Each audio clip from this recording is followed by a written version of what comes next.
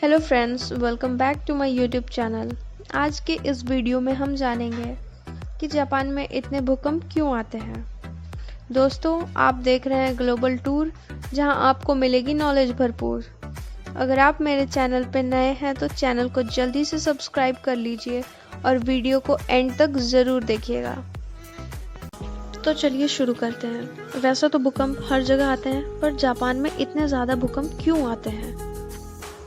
दुनिया भर में भूकंपों की बात चलती है तो नाम आता है जापान का, जहां हर साल आने वाली सर्वाधिक शक्तिशाली भूकंपों में से करीब 20% जापान में आते हैं। बावजूद इसके इन भूकंपों को झेलने की क्षमता जापान के पास है, वो दुनिया के किसी भी देश के पास नहीं है। यहाँ इमारतें हिलती जरूर हैं लेकिन गिरती नहीं। लोग भूकंप के बाद घबराते हैं लेकिन हड़बड़ी नहीं मचाते। यही कारण है कि यहाँ इतने शक्तिशाली भूकंपों के बावजूद नुकसान बेहद कम होता है। फ्रेंड्स, आपने कभी सोचा है कि जापान में ही इतने ज़्यादा भूकंप क्यों आते हैं? जापान में अर्थक्वेक आने की सबसे बड़ी वजह उसकी जियोग्राफिकल लोकेशन भी है। भूकंप के लिहाज से तो जापान बेहद संवेदनशील देश है। इसका कारण है यहाँ मिलने वाली धरती की सबसे अशांत टेक्टोनिक प्लेट्स, जो कि हमारी पृथ्वी की निचली सतह में मौजूद होती है। यह प्लेटें एक अभिकेंद्रित सीमा बनाती हैं, जिसके कारण ये क्षेत्र दुनिया के सर्वाधिक भूकंपों का केंद्र बन जाता है। यहाँ पर पैसिफिक प्लेट्स और फिलीपींस प्लेट अमेरिकी प्लेट के नीचे जा रही हैं। यही कारण है कि जापान में हर साल छोटे बड़े करीब 1000 से भी ज्यादा भूकंप आते हैं। Japan Pacific ring of fire के क्षेत्र में आता है। अब आप सोचेंगे कि पैसिफिक रिंग ऑफ फायर क्या है, तो मैं आपको बताती हूँ कि पैसिफिक रिंग ऑफ फायर क्या है।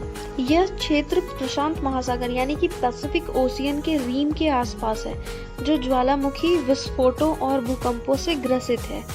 यह एक घोड़े की नाल के आकार की बेल्ट है, जिसकी लंबाई लगभग 40,000 किलोमीटर है। इसमें पश्चिमी प्रशांत महासागर क्षेत्रों के अलावा दक्षिण अमेरिका, उत्तरी अमेरिका और कामचाटका इत्यादि शामिल हैं। इस रिंग ऑफ फायर का असर न्यूजीलैंड से लेकर अलास्का, उत्तर अमेरिका और दक्षिणी अमेरिका तक होता है। रूस, America, Canada, New Guinea, Peru और ताइवान जैसे देश भी इसी सीमा में आते हैं। जैसा कि हम सब जानते हैं, किसी भी नेचुरल डिजास्टर के आने पे नुकसान बेहद ही ज्यादा होता है और इसकी मॉनिटरिंग करना बहुत जरूरी है। जापान की मॉनिटरिंग सिस्टम बहुत मजबूत है। जापान में आए दिन आने वाले भूकंपों को मद्देनजर रखते हुए यहाँ की मॉनिटरिंग सिस्टम को काफी मजबूत बनाया गया है। जापान की मेट्रोलॉजिकल एजेंसी 6 स्तरों पर भूकंप की मॉनिटरिंग करती है।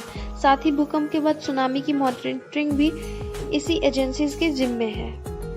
जापान में इन्हीं सब चीजों को ध्यान में रखते हुए वहाँ की बिल्डिंग्स को इस डिजाइन में कंस्ट्रक्ट किया जाता है ताकि वो अर्थक्वेक को झेल सकें। जापान में इमारतों को इस तरह से डिजाइन किया जाता है ताकि वो बड़े बड़े भूकंप को झेल पाए। इसके लिए इमारतों की नींव बहुत ही गहरी होती है और साथ ही उनमें भूकंप के वक्त जबरदस्त कंपन झेलने की भी क्षमता होती है, और इस वजह से जापान में भूकंप के वक्त नुकसान बेहद ही कम होता है।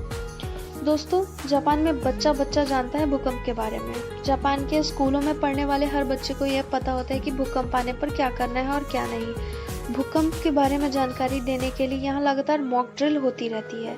जैसे ही भूकंप का अलार्म बजता है तो बिना किसी हड़बड़ाहट और एक दूसरे को पीछे छोड़कर भागने के बजाय हर बच्चे अपने डेस्क के नीचे छुप जाते हैं, जबकि वयस्कों की यह जिम्मेदारी होती है कि बच्चों को भूकंप आने के बाद बुनियादी रूल फॉलो कराएं। इस मॉक ड्रिल को हर महीने अपनाया जाता है। फ्रेंड्स, अब आप सोचेंगे कि ये मॉक ड्रिल क्या है? भविष्य में अकस्मात घट सकने वाली किसी भी चुनौतीपूर्ण परिस्थितियों का सामना करने के लिए किसी ग्रुप या समूह द्वारा किए गए सामूहिक अभ्यास कार्य को मॉक ड्रिल कहा जाता है।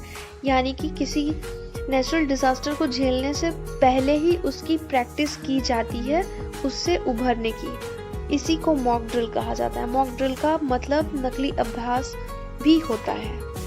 तो दोस्तों, ये थे कुछ फैक्ट्स कि जापान में इतने भूकंप क्यों आते हैं इसके बारे में। दोस्तों, आपको ये फैक्ट जानकर कैसा लगा कमेंट सेक्शन में बताना मत भूलिएगा।